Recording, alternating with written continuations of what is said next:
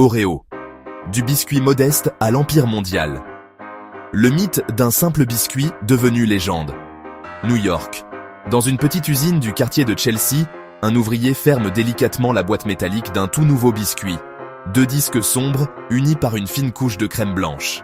Ce jour-là, personne ne se doute que ce produit banal va devenir le biscuit le plus vendu au monde, un symbole de la culture américaine et un pilier du marketing moderne. Pourtant, derrière cette douceur sucrée se cache une histoire de copie, de rivalité, d'innovation et de conquête mondiale. Plongeons ensemble dans cette histoire incroyable. Aujourd'hui, on remonte ensemble le temps pour découvrir comment un simple biscuit est devenu une légende industrielle. Voici Oreo, du biscuit modeste à l'empire mondial. Chapitre 1. Les origines. L'Amérique industrielle est la naissance d'un symbole. Au début du XXe siècle, l'Amérique est en pleine révolution industrielle. Les usines tournent jour et nuit. Les villes s'agrandissent. Et une nouvelle génération de consommateurs émerge. Les familles urbaines. Les biscuits, jusque-là réservés aux riches salons britanniques, deviennent accessibles au grand public. C'est dans ce contexte qu'une entreprise colossale s'impose, la National Biscuit Company, plus connue sous le nom de Nabisco. Leur objectif ? Créer un biscuit sandwich capable de rivaliser avec les confiseries britanniques, tout en étant bon marché, pratique et durable. En mars 1912, Nabisco lance officiellement son nouveau produit, le Oreo Biscuit, vendu pour la première fois dans une épicerie de Hoboken, New Jersey. Le prix, 25 cents la boîte en métal.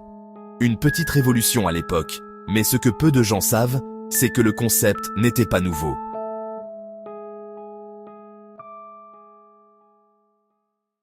Chapitre 2. Le secret caché.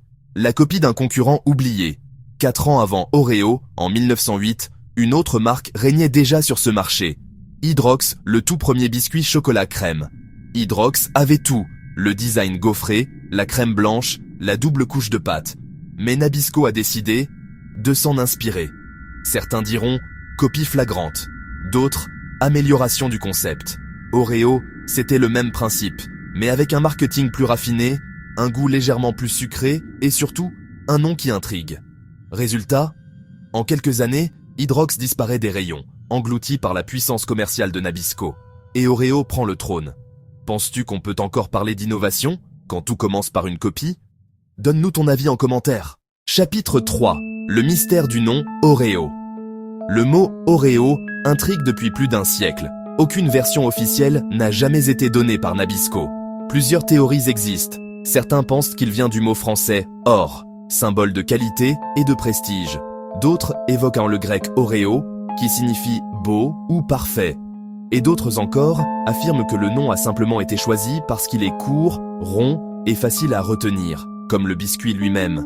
Mais il y a un détail que peu de gens remarquent. Le premier logo Oreo, en 1912, montrait le nom encerclé de feuilles de laurier, symbole antique de victoire. Un hasard ou un message caché? Le biscuit qui voulait triompher du monde. Chapitre 4. Les artisans de la légende. Derrière Oreo, il y a 2 hommes clés. William A. Turnier, le designer industriel, qui crée en 1952 le motif encore visible aujourd'hui sur le biscuit. Un mélange de symboles médiévaux et d'iconographie religieuse. La croix de Lorraine, des points en forme de trèfle. Et bien sûr, le mot Oreo gravé au centre. Ce design est plus qu'un décor. C'est une signature, une icône qui traverse les décennies.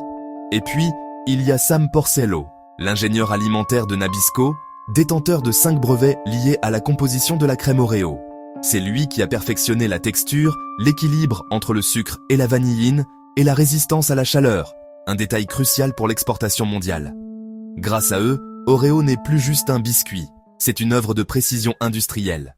Chapitre 5. La conquête mondiale. Dans les années 1950, Oreo part à la conquête du monde. Le marketing américain se mondialise et Nabisco comprend une chose, le symbole Oreo fonctionne partout. Le biscuit devient ambassadeur du rêve américain, noir et blanc, sucré, simple et réconfortant. En quelques décennies, il s'impose dans plus de 100 pays. Mais chaque marché apporte sa propre touche. Au Japon, Oreo se décline en version matcha. En Chine, on le trouve à la mangue, au litchi ou même au wasabi. En Inde, il devient symbole de la classe moyenne émergente. Et aux États-Unis, Oreo devient une légende pop culture.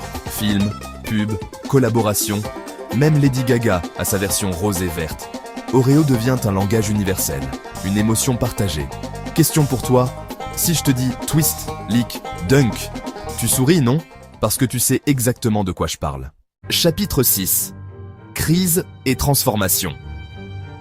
Mais tout n'a pas été si simple. Dans les années 1990, Oreo fait face à des critiques croissantes. Graisses animales, huiles hydrogénées, sucre excessif. La marque doit réagir sous peine de disparaître dans un monde plus conscient de la santé. Résultat, Nabisco reformule sa recette. La crème devient 100% végétale. Les ingrédients sont repensés, les campagnes se modernisent.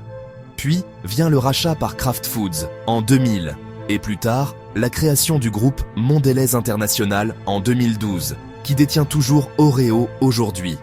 Une nouvelle ère commence, celle du marketing digital, des collaborations virales et des saveurs éphémères conçues pour TikTok et Instagram. Oreo s'adapte, encore et toujours. Chapitre 7. L'héritage et la philosophie. Oreo. Aujourd'hui, Oreo n'est plus qu'un produit. C'est une marque monde, symbole de réconfort, de nostalgie et d'enfance. Chaque année, plus de 40 milliards de biscuits sont vendus. C'est plus de 5 fois la population mondiale. Et pourtant, le message reste le même. Twist, lick, dunk. Un rituel simple, universel, qui relie les générations. Derrière son apparente innocence, Oreo incarne le génie du branding moderne. Copier une idée, la perfectionner, la diffuser mondialement et en faire une émotion collective.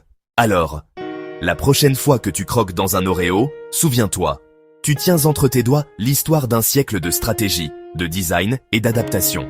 Ce n'est pas juste un biscuit, c'est un empire. Et toi, quel est ton rituel?